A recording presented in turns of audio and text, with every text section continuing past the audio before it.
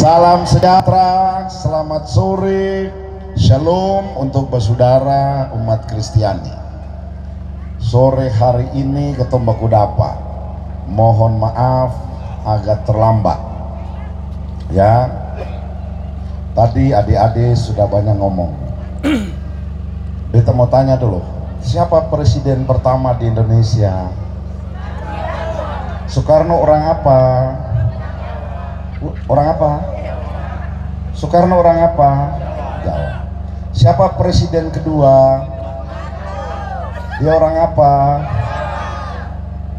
Susilo Bambang Yudhoyono itu presiden ke bukan? Dia berasal dari mana? Jokowi presiden ke-7 orang mana? Prabowo Subianto orang dari mana? Kenapa orang Jawa yang bisa jadi presiden saja? Karena don jumlah banyak. Kenapa orang Sumatera bisa jadi presiden? Sedikit. Kenapa orang Kalimantan bisa jadi presiden? Sedikit. Jadi rumus politik itu, mau jadi pemimpin mesti didukung orang banyak. Oke? Jadi kalau di Wahai yang mau calon DPR itu yang dia cari saudara ke muka. Lalu kampung kecil ini 15 orang calon, terakhir semua terdapat. Betul tak? Betul tak? Oke. Maluku ini pulau yang paling besar itu pulau apa? Maluku ini pulau yang besar itu pulau apa? Berarti orang Seram lebih banyak tuh. Kenapa ketong bisa jadi gubernur? Karena ketong bodoh.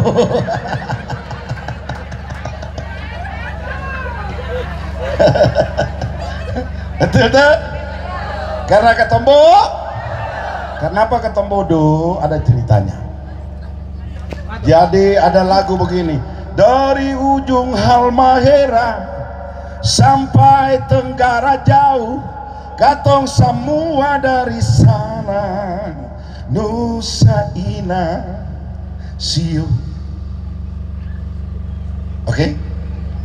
Orang dari ujung Halmahera sampai Tenggara jauh mengaku bahwa semua dari Seram.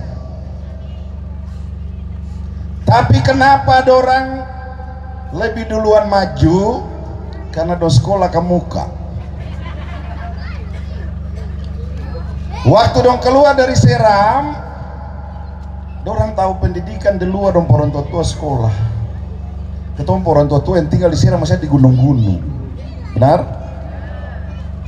Ketemu terlambat turun, orang tua terlambat turun ke pantai, sekolahnya terlambat, sehingga ketong ini banyak tapi terbisa jadi gubernur. Karena ketong mulai dari Tanjung Sial sampai Tanjung Kevin, ketong semua buta huruf semua. Tar mengerti kata ketong banyak-banyak orang ini mestinya bisa jadi gubernur setiap 5 tahun. Mestinya orang Seram harus bisa jadi bupati setiap 5 tahun. Mestinya setiap 5 tahun itu orang Seram harus jadi 2 anggota DPR RI minimal. Kau tahu ketemu DPT berapa? Dari Tanjung Sial sampai Tanjung Kevin ketemu DPT itu 600.000 lebih. 50% lebih dari suara yang ada di Maluku. Belum lagi orang Seram yang ada di Ambon, baru orang Seram yang ada di Buru-Buru Selatan, Tenggara dan seterusnya. Ya, betul ya. Baru beta berjalan tiap kampung lah, kasih bangun kotoran dari ketombu bodoh-bodoh itu bersadar toh. Lalu kenapa orang seng kasih tahu kotor? Ya dorang masih boleh kasih tahu kotoran, dong harap ketom bodoh terus. Dong harap ketemu miskin terus supaya pada saat datang pilkada dong datang bawa Rizal dan ketemu celaka sudah.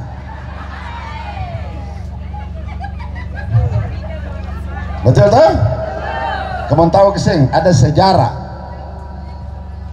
anak-anak Seram satu zaman, beta masih muda lah, sekarang kan sudah tua, tapi ya masih laku lah.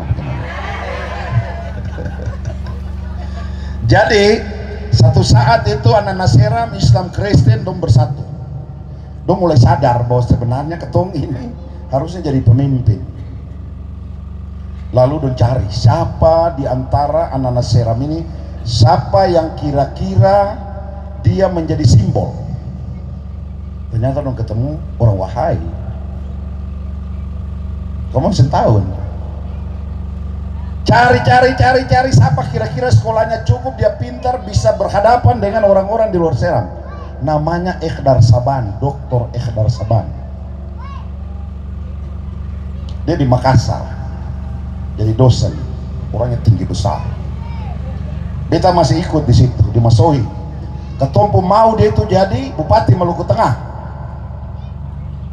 Waktu itu belum pemilihan langsung, berjuang, terakhir dia sedang dapat partai, akhirnya bubarlah perjuangan itu. Tapi dari situ ada spirit, dari situ timbul semangat untuk SBT dan SBB bersatu untuk berjuang memekarkan diri menjadi kabupaten baru.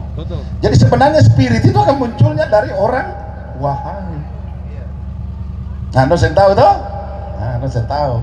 Dan karena itu, kalau orang SBT lain, dorang saya tahu, tapi karena beta ini ketua tim pemekaran.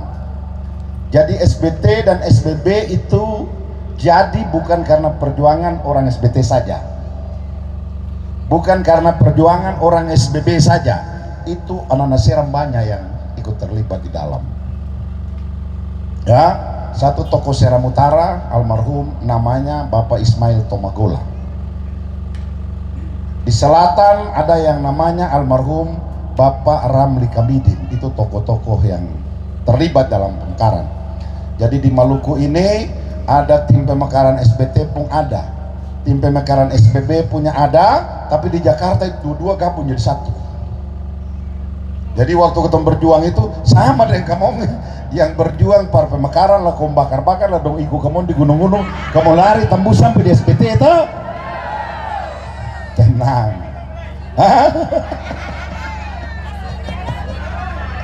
Tenang.